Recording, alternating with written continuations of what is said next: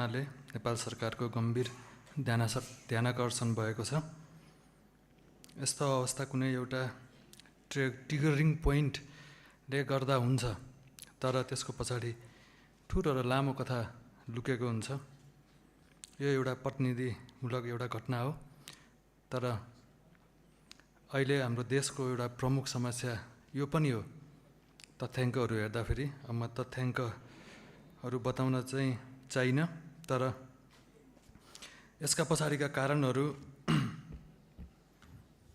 जस्तै आर्थिक अवस्था, न्याय नपाएको अवस्था अथवा सामाजिक विकृति आदि कारणले गर्दा यस्तो घटनाहरू घट्ने गर्छन्। र अहिले हाम्रो मन्त्रालयमा पनि धेरै यस्तो खालको गुनासोहरू आउने गर्छन्, एकदम रेगुलरी नै आउने गर्छन्। उदाहरणको लागि हाम्रो अब भौतिक पूर्वाधार मन्त्रालयमा धेरै जसो गुनासोहरू चाहिँ लेबरहरूले गर्छन्, पेमेन्ट पाएन भनेर भेन्डरहरूले गर्छन्, पेमेन्ट पाइएन भन्छन्। पेटी कन्ट्र्याक्टर गायब, उनीहरूको करोडौँ, कुनै कुनै केसमा त अरबौँ पनि भेन्डरहरूको फँसेको अवस्था छ। र हेलो सरकारमा, हेलो पूर्वाधारमा आउने 90% गुनासो वडा, स्थानीय तह र प्रदेश सरकारका आयोजनाहरूबाट भुक्तानी नभएको, सरकारले भुक्तानी नगरेको एउटा छुट्टै कुरा भयो। र त्यसमाथि सबैभन्दा बढी आउने भनेको कन्ट्र्याक्टरले भेन्डरलाई भुक्तानी नगरेको, लेबरलाई, र धेरै कर्मचारीहरू पनि आउनुहुन्छ। र उहाँहरूले पनि यस्तै खालको धम्की दिनुहुन्छ हामीलाई कि आत्महत्या गर्छौँ, हामीलाई पैसा दिएन कन्ट्र्याक्टरले, दिलाइदिनु पऱ्यो भनेर आउनुहुन्छ। र यो केस एकदमै धेरै आउने गर्छ। र यो अवस्था आज सिर्जना भएको होइन। आज हाम्रो सरकार भर्खर 3 महिना भयो, यो सरकारले यो अवस्था सिर्जना गरेको होइन। यो अवस्था विशेष गरी तथ्याङ्कै हेर्ने हो भने सबैभन्दा बढी लास्ट 8 इयर्सको तथ्याङ्क हेर्दा चाहिँ यो सुसाइडको घटना पनि बढेको छ र यस्तो खालको समस्याहरू एकदमै बढी देखिएको छ। अहिले हामीले सबै तथ्याङ्क पनि अध्ययन गरेको थियौँ। अहिलेको बजेट बनाउने बेलामा, अहिलेको नीति ऐनहरू सबै संशोधन गर्ने बेलामा पनि हामीले सबै कुराहरू अध्ययनै गरेको थियौँ। तर हामीले अध्ययन गरे पश्चात हामीले केही सुधारको कुराहरू, हामीले ऐनहरू पनि परिवर्तन गरेको थियौँ। यसैलाई सम्बोधन गर्नको लागि, यस्तै अवस्थालाई सम्बोधन गर्नको लागि पुरै समग्र राज्यकै आर्थिक अवस्था र अहिलेको जुन अवस्थाको विषयमा हामी यहाँ चर्चा गरिरहेका छौँ, त्यसलाई सम्बोधन गर्नको लागि हामी समाधान दिन्छौँ। सरकारले समाधान गर्न सक्छ। र मैले केही उदाहरणहरू दिन्छु, कसरी हामीले अब समाधान गर्दैछौँ भनेर। हामीले अब गर्छौँ भन्न म आएको छैन, हामीले गरि नै सक्यौँ। हामीले नीतिगत रूपमा यसलाई समाधान गरिसक्यौँ। ऐन संशोधन गरेर केही ऐनहरू संशोधन भइसके र केही ऐन संशोधन हुने क्रममा छ, र अहिले केही मसौदा ड्राफ्ट भइरहेको छ, केही चाहिँ ड्राफ्ट हुने क्रममा छन्। र हामीले यो साल सुशासन र विशेष गरी नीतिगत रूपमा सुधारको वर्षको रूपमा हामीले काम गरिरहेको छौँ। र अहिलेको अवस्थालाई व्याख्या गर्नको लागि लास्ट 8 वर्षमा के भयो त, कसरी यो अवस्थामा पुग्यो भनेर म हजुरलाई थोरै प्रकाश पार्न चाहन्छु। यो हामीले राज्यले सबैभन्दा बढी जनतामा पैसा रिलिज गर्ने भनेको खरिद ऐन मार्फत हो। सबैभन्दा बढी पैसा त्यो मार्फत रिलिज गर्छ, पब्लिकमा, कर्मचारीमा होइन, पब्लिकमा। हामीले अहिले भर्खरै खरिद ऐन संशोधन त गऱ्यौँ, तर मैले पहिलाको ऐन किन संशोधन गऱ्यौँ भनेर पहिला प्रकाश पार्न चाहन्छु। कन्ट्र्याक्टरहरूले एकदमै धेरै लो बिडिङ गर्ने कम्पिटिसन चल्यो। यो कहिलेदेखि चल्यो भने सङ्घीयता आउने बित्तिकै स्थानीय तहले घ वर्गको लाइसेन्स दिने अधिकार पायो र देशैभरिबाट 13,000देखि 32,000 केही वर्षमै कन्ट्र्याक्टरहरू बढे। त्यसपछि एकदमै लिमिटलेस प्रतिस्पर्धा सुरु भयो। हरेकमा आपूर्तिकर्ता, कन्सल्टेन्ट, कन्ट्र्याक्टर, जुन हिसाबले हाम्रो खरिद ऐनले काम गर्छ त्यसमा एकदमै बढी कम्पिटिसन सुरु भयो र कन्ट्र्याक्ट नै पाउनको लागि 46% बिलो जाने, 30% अहिले एभरेजमा 31% बिलो जान्छ contract on an average 31-32% below जान्छ। त्यसले राज्यलाई फाइदा त भयो, तर देशको सबै व्यवसायी, उद्योग, कर्मचारीदेखि लिएर नागरिक सबैजना त्यसबाट सफर भयो। हामीले यसलाई अहिले खरिद ऐनलाई 2074 सालदेखि यो विषयमा डाइलग गर्दै आएका थियौँ। चेन्ज गर्नुपर्छ यो खरिद ऐनले हाम्रो देशलाई चाहिँ पछाडि धकेल्दैछ भनेर त्यति बेलादेखि कुरा उठ्दै आएको थियो, तर कसैले पनि खरिद ऐन चेन्ज गर्न सकेन र हाम्रो सरकारले आएको 100 दिनभित्र खरिद ऐन चेन्ज गरेकै हो। र के चेन्ज गर्यो, त्यसले कसरी निकास दिन्छ पनि मैले प्रकाश पार्छु।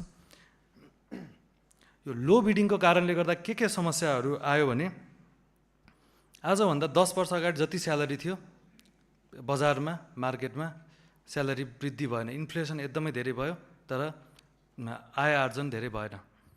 धेरै जनाहरू चाहिँ फ्रस्ट्रेसन, अब विदेश जानु पर्नुको कारण पनि त्यसले सिर्जना गर्यो। त्यसपछि भेन्डरहरूलाई पेमेन्ट नगर्ने एकदमै प्रवृत्ति, अझै यो कोभिड महामारी पछि चाहिँ भेन्डरहरूले पेमेन्ट नपाउने एउटा निश्चित ग्याप रहिराख्ने, जस्तो 100 रुपियाँ भुक्तानी दिनु छ कुनै भेन्डरलाई भने उसले 70 रुपियाँ दिन 30 रुपियाँ अड्काइदिने, र ऊ 30 रुपियाँले त्यही 30 रुपियाँ खप्रिँदा फेरि त्यो भेन्डर पनि डुब्यो र उसले लोन पनि तिर्न सकेन, लोन पनि डुब्यो। आज तथ्याङ्कै हेर्नु 90% भन्दा बढी हाम्रो सप्लायरहरू, उद्योगपतिहरू यही प्रब्लमको शिकार छ। यही कारणले गर्दा फेरि काम पनि हुन सकेन टाइममा। यही कारणले गर्दा अब कुनै ठाउँमा बाटो चाँडो पिच भयो भने र ढिलो पिच भयो भने धेरै फरक पर्छ। त्यहाँको कृषि उत्पादनले बजार पाउँछ, थोरै पैसामा बजारसम्म पुर्याउन पाउँछ, थोरै ढुवानीमा। त्यसले गर्दा समग्र पहाडी क्षेत्रमा उत्पादन हुने कृषि उपजहरूको बजार मूल्य सुनिश्चित हुन सकेन। उहाँहरूको त्यो महँगो पर्ने भएको कारणले गर्दा, यो ट्रान्सपोर्टेसन कस्टले गर्दा फेरि उहाँहरूको पनि बिजोग अवस्थामा पुग्यो। र यो आजको कुरा गर्दै छैन मैले, विगत 15-16 वर्षदेखि लिएर अहिलेको अवस्थासम्म पनि त्यही नै छ।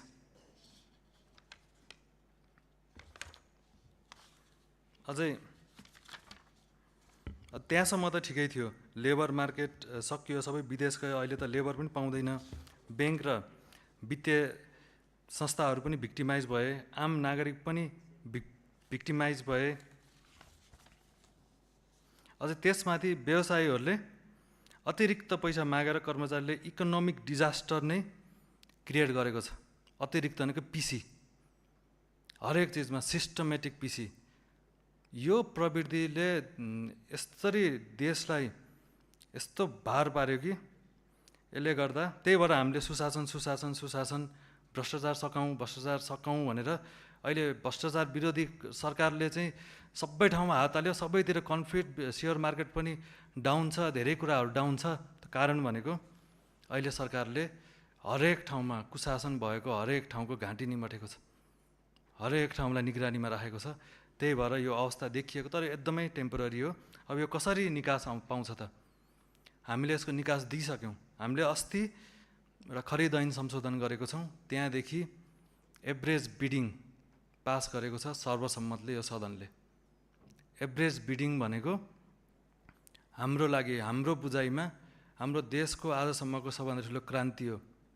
हाम्रो बुझाइमा चाहिँ कसरी क्रान्ति हो यो भनेर भन्छु मैले। अहिले हामीले अन एन एभरेज, अहिलेको खरिद ऐनले के व्यवस्था गरिदिएको छ भने 30% भन्दा बिलो हाल्ने समावेश नै आउँदैन, भनेको प्रतिस्पर्धामै आउँदैन। त्यो भन्दा बाहेकको लागि चाहिँ एभरेज भनेको 1 देखि 30 मान्नु, मिडल पोइन्ट भनेको 15 भयो, र 15 देखि सबभन्दा नजिक जसले अङ्क हालेको छ त्यसले कन्ट्र्याक्ट पाउँछ। भनेको 14 अथवा 17 छ भने 14ले कन्ट्र्याक्ट पायो, अथवा 15 देखि सबभन्दा नजिक 13, उता चाहिँ 16 छ भने 16ले पायो। यसरी सबभन्दा नजिककोले पाउँछ। त्यो व्यवस्थाले के परिवर्तन गर्छ त? यसले एउटा प्रतिस्पर्धामा चाहिँ जो कन्ट्र्याक्टरहरू त अहिले सबैजना स्किपलर हुनु, यस्तो 32,000 कन्ट्र्याक्टर हुनुहुन्छ। अझै कन्ट्र्याक्टरहरू आपूर्तिकर्ता, कन्सल्टेन्ट, अन्य सबै खालको काम गर्नेलाई पनि समावेश गर्न चाहन्छु। र धेरै जसो हाम्रो मार्केटमा फ्लो हुने, रोटेट हुने पैसा चाहिँ यही ऐनमा डिपेन्ड हुन्छ। यसले हाम्रो मार्केटमा पैसाको फ्लो बढाउँछ, यसले हाम्रो कन्स्ट्रक्सन र आपूर्तिमा क्वालिटी पनि बढाउँछ। लेबर मार्केटको डिमान्ड र स्यालेरीमा उल्लेख्य मात्रामा हामीले अब स्यालेरी भनेको लेबर मार्केटमा हामीले यति स्यालेरी दिन सकिन्छ कि यो ऐन कार्यान्वयन हुँदै गएपछि कालान्तरमा गल्फमा गएको मलेसियामा आएको मान्छेहरू नेपाल फर्किन एकदम सहज वातावरण बन्छ। किनभने आज पनि हाम्रो मन्त्रालय अन्तर्गतको धेरै प्रोजेक्टहरूमा लेबर नै छैन, मान्छे छैन, मार्केटमा कोही इन्ट्रेस्ट नै छैन। किनभने त्यो लो पेमेन्टले गर्दा यसले लो पेमेन्टको पनि समस्या समाधान गर्छ।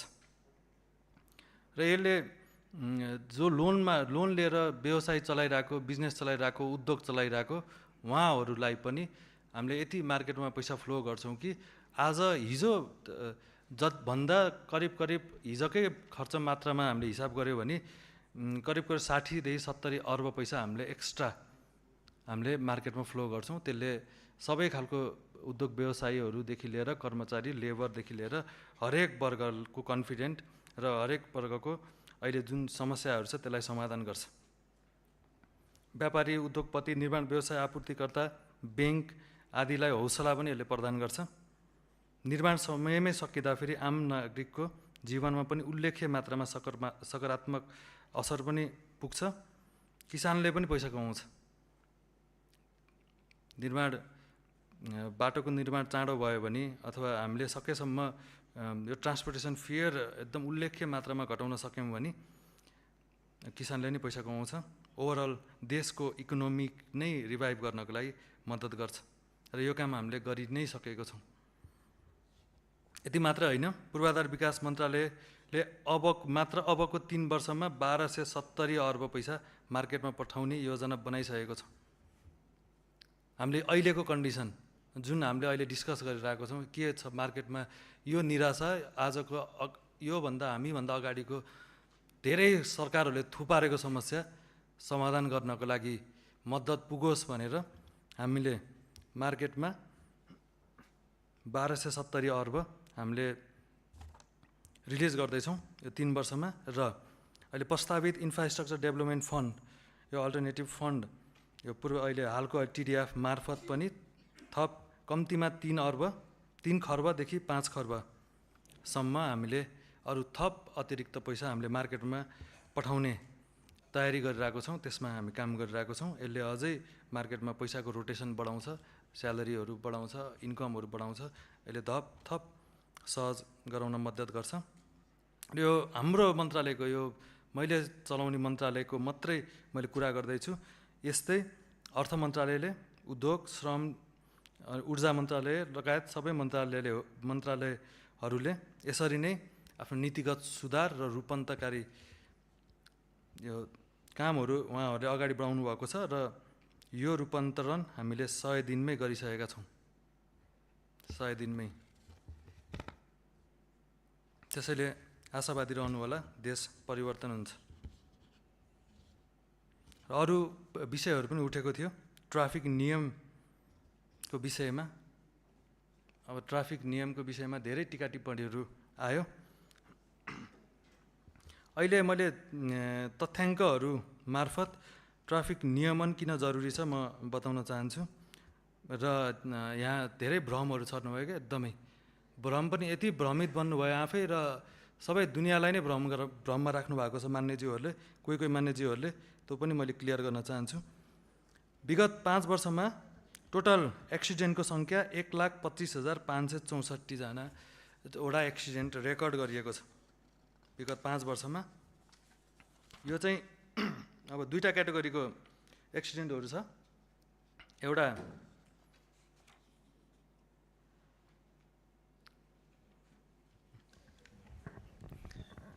नियमावलीको कुन नियम आपत्ति मान्य सदस्य?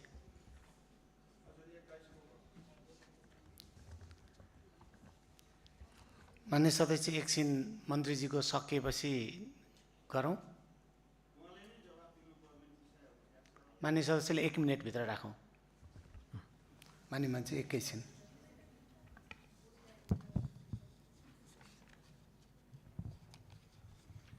सभामुख महोदय, समयको लागि धन्यवाद। मान्य मन्त्रीज्यूले दुईटा कुरा हामीलाई गम्भीरतापूर्वक आक्षेप गर्नुभयो। पहिलो कुरा, हामी माननीयहरूले ठुलो भ्रम र अन्यल पैदा गरेका छौँ। सभा महोदय, यो भ्रम र अन्यल जो हामीलाई लान्छित गरेर लगाइयो, हामीले त्यस्तो सिर्जना गऱ्यौँ भनेर, यो कुरा गलत हो। यस कुरालाई सच्याइ पाऊँ। दोस्रो कुरा, सभा महोदय, उहाँले 3 वर्षमा चाहिँ 1270 अर्ब रुपियाँ हामी बजारमा ल्याउँछौँ भन्नुभयो। अहिले त भर्खरै यहाँ 1 वर्षको आर्थिक वर्षको बजेट पारित भएको छ। कसरी यो 3 वर्षको कुरा उहाँले प्रक्षेपित गर्नुहुन्छ? धन्यवाद। मान्य मन्त्री, अगाडि बढौँ। ट्राफिक नियम किन जरुरी छ भने अहिले हामीले हाल रेकर्ड गरेको विगत 5 वर्षको टोटल एक्सिडेन्टको सङ्ख्या 1,25,564 रहेको छ र यसमा ओभर स्पिडको कारणले गर्दा मात्रै 59,423 वटा दुर्घटना घटेको छ र केयरलेसनेस, गाडी चलाउँदा फेरि निदाएको केस होला, मोबाइल चलाएको केस होला, ध्यान भड्केको केस, त्यस्तो केसले गर्दा फेरि 35,145 वटा एक्सिडेन्ट भएको छ। यो ड्रिङ्क एन्ड ड्राइभ केसबाट चाहिँ 7,419 वटा यस्तो खालको एक्सिडेन्टहरू भएको छ र लास्ट 5 वर्षमा रोड एक्सिडेन्टबाट मात्रै 12,452 जनाको ज्यान गएको छ। र यो हाम्रो अझै भर्खरै नारायणघाट बुटवल सडक र पोखरा मुगलिङ सडकमा त यति धेरै दुर्घटना भएको छ कि केही महिना अगाडि नै 3 जना साना साना बच्चाहरूले एउटा ओभर स्पिड गाडी ल्याएर उहाँहरूलाई चाहिँ त्यो कारणले गर्दा फेरि उहाँहरूको त्यो सानो बच्चाहरूको मृत्यु भएको घटना पनि थियो। यो सबै कारणले गर्दाखेरि अब हामीले धेरै सडकहरू अपग्रेड गर्दैछौँ। अहिले सुरक्षित सडक भइसकेका छैन र अहिलेको ट्राफिक जरिमानाहरू पनि वैज्ञानिक छैन र यसलाई वैज्ञानिकरण गर्ने क्रममा अब केही विषयहरू चाहिँ जुन मैले त अहिलेसम्म आफ्नो हातमा हेरेको त छैन कति छ जरिमाना भनेर, र मान्यज्यूहरूले प्रस्तुत चाहिँ गर्नुभएको त त्यस्तो होइन, उहाँहरूले प्रस्तुत गर्यो भन्दा फरक छ। हाल चर्चामा रहेको जरिवाना मिडियामा आए जस्तो ओभर स्पिडको 50,000 यो त्यो भनेर त्यस्तो खालको कुराहरू आएको छ, त्यस्तो खालको छैन। हामीले चाहिँ व्यवस्था अबको व्यवस्था चाहिँ कस्तो गर्न खोजेको छौँ भने रेन्ज भनेको स्पिडको इन्टेन्सिटी र रिपिटेसन। उदाहरण दिन्छु मैले ओभर स्पिडकै भनेको एउटा कुनै ठाउँमा 40 अथवा 30 किलोमिटर लिमिट राखेको छ भने, स्पिड लिमिट राखेको छ भने 35 अथवा 40 को स्पिडमा उसले ओभर स्पिडको कसुर पऱ्यो भने उसलाई 500 जरिमाना लाग्न सक्छ र त्यही ठाउँमा 100 को स्पिडमा आयो भने 5,000 लाग्न सक्छ। र यही कुरा पटक पटक रिपिट गरिराख्यो, एउटै 100 को इन्टेन्सिटी 4 चोटि 5 चोटि रिपिट गरिराख्यो भने 50,000सम्म पुग्न सक्छ र 30-40 को इन्टेन्सिटी रिपिट गरिराख्यो भने उसको 5,000सम्म पुग्न सक्छ। त्यही भएर स्पिड र स्पिड इन्टेन्सिटी र रिपिटेसनको आधारमा हामीले जरिमानाको व्यवस्था गर्छौँ। त्यो भनेको 500 देखि 50,000सम्म पनि लाग्न सक्छ। त्यसपछि पनि अझै गल्ती गर्नुभयो भने लाइसेन्स रद्द हुने खालको व्यवस्था हुनसक्छ। र अर्को एउटा बुदाहरू पनि हामीले थप्नेछौँ जसमा हामीले जरिमाना रकम श्रम भुक्तानीद्वारा परिपूर्त पनि गर्न सकिने गरी विधेयकमा आउनेछ। त्यो पनि हामीले तयारी गरिरहेको छौँ। र हाल हाम्रै यहाँ सदनमा चाहिँ अस्तिको केसमा 10,000 जरिमाना तिर्न नसकेर आत्मदाह गर्नुभयो भने भ्रम फैलाइयो। यस्तो भ्रम चाहिँ नफैलाउनु होला। हामीले नागरिकलाई ट्रिगर गर्ने उस्काउने काम गर्नु हुँदैन। यस्तो केसमा चाहिँ हामीले एकदम संयमित भएर समस्याको समाधान पो गर्ने हो, सबै कुराहरू गर्न हुँदैन। र यो मानवीय त्रुटिले मात्रै एक्सिडेन्टहरू धेरै भएका छैनन् र हाम्रो रोडको कन्डिसनले गर्दा नि धेरै दुर्घटनाहरू भएको छ। धेरै अहिले सडकको कारणले गर्दा मात्रै, ओन्ली सडकको कारणले गर्दा मात्रै हामीले गएको 5 वर्षमा 2788 वटा दुर्घटना भएको तथ्याङ्क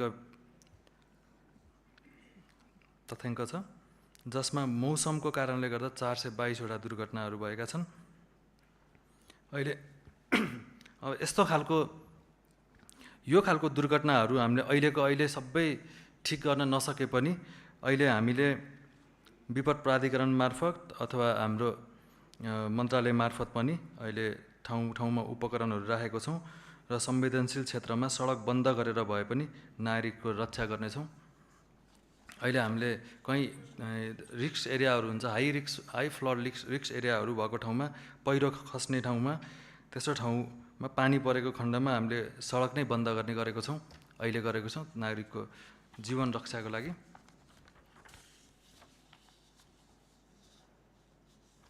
र यस्तै खालको यही केसलाई सम्बोधन गर्नको लागि नै हामीले अहिले पालिका केन्द्र र जिल्ला केन्द्रसम्मको सम्पूर्ण सडकहरूलाई चाहिँ 2 लेनमा विस्तार गर्नेछौँ भनेर बजेटमा घोषणा गरेको कारण पनि यही हो। किनभने हामीले बजेट मागको आधारमा गरेको छैनौँ, हामीले डेटा र मागको आधारमा गरेको छौँ।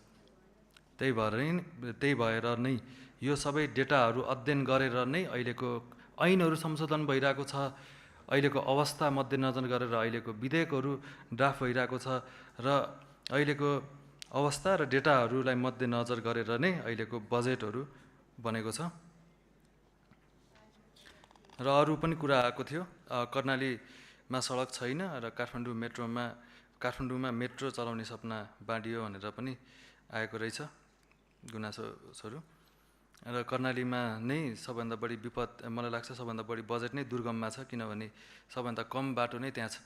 जिल्ला केन्द्र पालिका केन्द्रले सम्बोधन गर्ने भनेको दुर्गमलाई नै हो, त्यही भएर कर्णालीमा एकदमै धेरै बजेट छ, त्यसमा ढुक्क रहनु होला। र काठमाडौँ मेट्रो प्राइभेट सेक्टरले बनाउँछ, त्यो पनि अहिले भर्खर बनाउँदैन, त्यसलाई धेरै टाइम लाग्छ, यसमा सरकारको लगानी हुने छैन। र हामीले अब सबै जुन ठाउँमा जे कुराहरू आवश्यकता हुन्छ त्यही हिसाबले नै राज्यले सोच्नुपर्छ र हामीले आजको अथवा अबको 10 वर्षपछिको मात्रै होइन, अबको 50 वर्ष, अबको 100 वर्षपछिको नि सोच्नुपर्छ।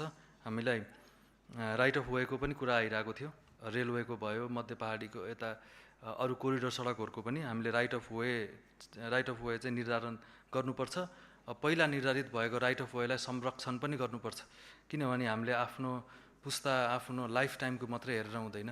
हामीले अब आउने सन्तति, हामी मरेपछि 100 वर्षपछि पनि त यो देशमा सरकार बन्छ, त्यति बेला नि नागरिकहरू हुनुहुन्छ, त्यति बेलाको आवश्यकतालाई मध्यनजर गरेर भए पनि हामीले अहिले भएका फिडर हाइवेहरू, नेसनल हाइवेहरू कति हामीलाई स्पेसहरू चाहिन सक्छन्, त्यो स्टडी गरेर हामीले राइट अफ वे अहिले नै तोक्नुपर्छ। अहिले हाललाई केही समयलाई दुःख हुन्छ जनतालाई, तर राज्यको त्यो बाध्यता हो, हामीले त गर्नै पर्छ, हाम्रो भविष्यको लागि पनि गर्नुपर्छ, भविष्यको पुस्ताको लागि भए पनि।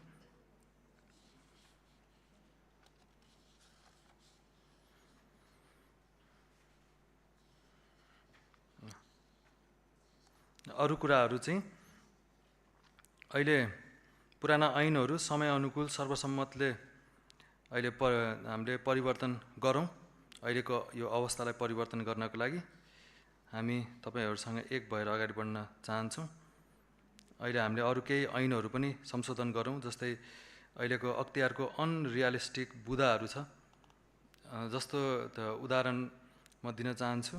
जस्तै कर्मचारीलाई एकदमै एक्सपर्ट भए जसरी सबै सम्पूर्ण त्यो योजनाको जिम्मेवारी उसको टाउकोमा थोपरेर, जबकि ऊ एउटा प्रशासक हो होइन, त्यस्तो खालको उसले गर्दाखेरि अब कन्ट्र्याक्टरले बनाएको संरचनाको सबै सम्पूर्ण जिम्मा कर्मचारी लिन सक्दैन। त्यस्तो खालको बुदाहरूलाई हटाउँछौँ र कर्मचारीलाई काम गर्ने वातावरण पनि बनाउँछौँ। उत्कृष्ट कार्य सम्पादन गर्ने र जोखिमपूर्ण साइटमा काम गर्ने कर्मचारीहरूलाई पनि इन्सेन्टिभ दिँदा अब महालेखाले बेरुजु लेख्दैन, किनभने हामीले ऐनमै व्यवस्था गरिसक्यौँ कर्मचारीहरूको मोटिभेसनको लागि पनि। कन्ट्र्याक्टर, सप्लायर, कन्सल्टेन्ट र सेवाग्राहीहरूले पनि अतिरिक्त पैसा कसैलाई पनि नदिनु होला, त्यसले तपाईँहरूलाई पनि डुबाउँछ। अहिले डुबी नै राख्नु भएको छ, मलाई लाग्छ यहाँ पनि कोही त कन्ट्र्याक्टर पनि हुनुहुन्छ जस्तो लाग्छ, उहाँहरू डुबी नै राख्नु भएको छ। अतिरिक्त पैसा दिएर अबदेखि नदिनु होला, यदि कसैले माग्यो भने खबर गर्नु होला, नदिनु होला, केही फरक पर्दैन, हजुरको भुक्तानी रोक्न कसैले पनि सक्दैन। यदि कसैले भुक्तानी रोक्यो भने सिधै कम्प्लेन गर्नु होला।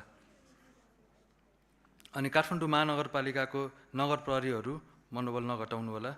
हजुरहरूको कारणले कैयौँ एम्बुलेन्स छिटो हस्पिटल पुगेका छन्, कैयौँले ज्यान जोगाउनु भएको छ। हजुरहरूको मनोबल गिरेको भएर अहिले फेरि कतिजनाले ज्यान पनि गुमाइसक्नु भयो होला, कसैले यहाँ बोलेको चाहिँ छैन। त्यही भएर हजुरहरूले आफ्नो जिम्मेवारी राम्रोसँग पुरा गर्नुहोला। हामी हजुरहरूको पक्षमा छौँ, साथमा छौँ। परिवर्तन हुन केही समय लाग्छ, आशावादी रहनुहोला। हामी एकदम फरक तरिकाले काम गर्दैछौँ।